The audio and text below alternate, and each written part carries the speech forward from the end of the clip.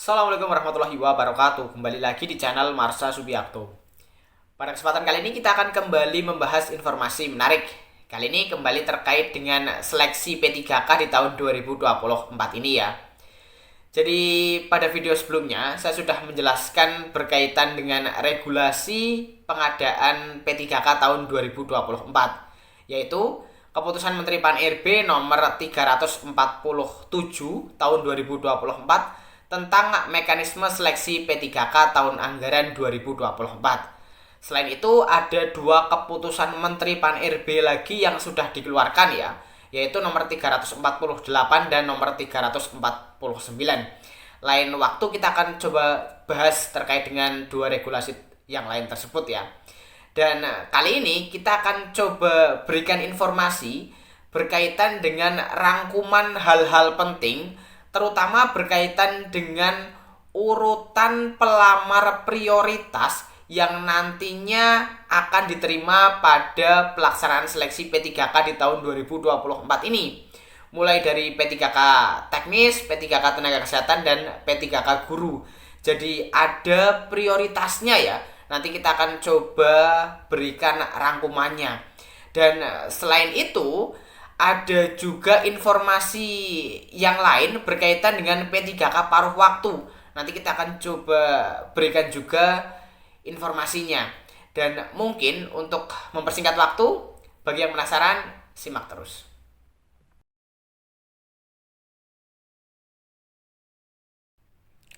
Oke, bismillahirrahmanirrahim. Langsung saja kita mulai.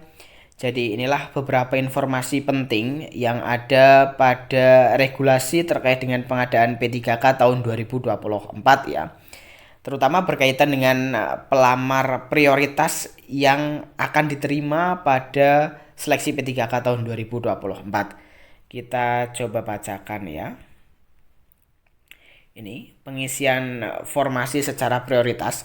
Jadi sebelumnya saya kasih info bahwa informasi ini saya dapatkan dari grup Telegram terkait dengan CASN 2024. Dan ini adalah hasil rangkuman dari 3 keputusan Menteri Pan-RB yang sudah dikeluarkan ya. Pertama berkaitan dengan P3K teknis, yang menjadi prioritas adalah pertama ex tenaga honorer K2. Kemudian yang kedua adalah non-ASN yang terdata di database PKN. Kemudian yang ketiga adalah non-ASN yang aktif bekerja di instansi pemerintah. Jadi itulah urutan prioritas pelamar yang akan diterima pada seleksi P3K tenaga teknis tahun 2024. Kemudian yang kedua untuk P3K tenaga kesehatan ya. Yang menjadi prioritas pertama adalah pelamar D4 Bidan Pendidik 2023. Jadi ini yang sempat menjadi polemik kemarin ya di tahun 2023. Jadi para bidan pendidik yang sudah lolos seleksi ternyata dibatalkan kelulusannya karena apa ya? Sesuai dengan aturan dari Kementerian Kesehatan bahwa bidan pendidik tidak bisa memiliki STR atau seperti apa gitu lah. Intinya bidan pendidik tidak bisa bekerja di rumah sakit mungkin seperti itu ya, atau di tempat pelayanan kesehatan gitu. Tapi pada faktanya saat ini D4 bidan pendidik diputuskan menjadi pelamar prioritas. Artinya jika ada status D4 bidan pendidik 2023 yang mengikuti seleksi P3K tahun 2024 akan diprioritaskan untuk menjadi P3K. Jadi bisa bekerja di instansi pelayanan kesehatan. Intinya gitu ya. Kemudian 2 ex tenaga honorer K2, 3 non ASN yang terdata di database PKN, 4 non ASN yang aktif bekerja di instansi pemerintah.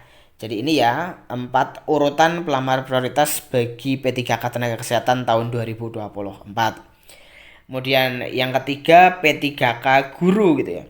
Yang pertama pelamar prioritas. Pelamar prioritas itu apa sih? Nanti kita akan coba lihat ya di gambar berikutnya.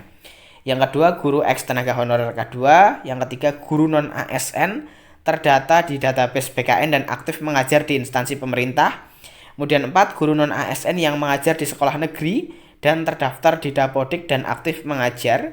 Yang terakhir adalah lulusan PPG ya. Jadi itulah 5 urutan pelamar prioritas untuk P3K guru. Kemudian informasi penting lainnya, pelamar dinyatakan lulus berdasarkan peringkat terbaik. Tidak ada ambang batas nilai. Jadi tidak ada passing grade pada pelaksanaan seleksi P3K tahun 2024 ini. Semuanya berdasarkan perankingan gitu ya. Kemudian yang terakhir, pelamar yang tidak dapat mengisi lowongan formasi dapat dipertimbangkan untuk menjadi P3K paruh waktu. Ini ya, bagi pelamar P3K formasi tahun 2024 yang tidak lolos seleksi, nantinya bisa dipertimbangkan untuk menjadi P3K paruh waktu. Tetapi tentunya menunggu keputusan atau tergantung keputusan dari PPK ya, PPK di masing-masing instansi, pejabat pembina kepegawaian di masing-masing instansi. Apakah PPK mau untuk mengangkat calon P3K atau honorer atau tenaga non ASN yang tidak lolos seleksi tahun 2024 ini untuk diangkat menjadi P3K paruh waktu, itu keputusannya tergantung pada PPK atau pejabat pembina kepegawaian. Jadi itulah ya hal-hal penting berkaitan dengan pengadaan P3K formasi tahun 2024. Dan terkait dengan pelamar prioritas ini ya untuk guru, apa sih pelamar prioritas itu?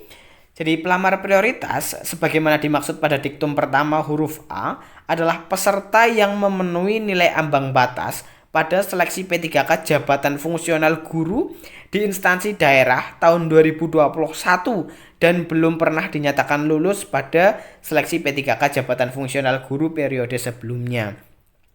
Jadi ini juga sempat menjadi polemik ya, akhirnya terjawab benar bahwa pemerintah tetap memprioritaskan para honorer yang sudah lolos P3K di tahun 2021 tetapi tidak mendapatkan formasi di tahun 2023 ini, di tahun 2024 ini menjadi prioritas untuk diangkat menjadi P3K.